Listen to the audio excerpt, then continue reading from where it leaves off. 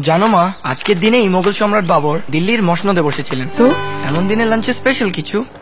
It's Babur মা। আচ্ছা,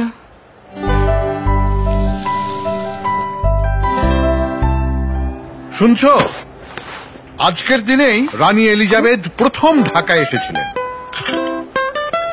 তো না মানে ডিনারে স্পেশাল কিছু। ওকে।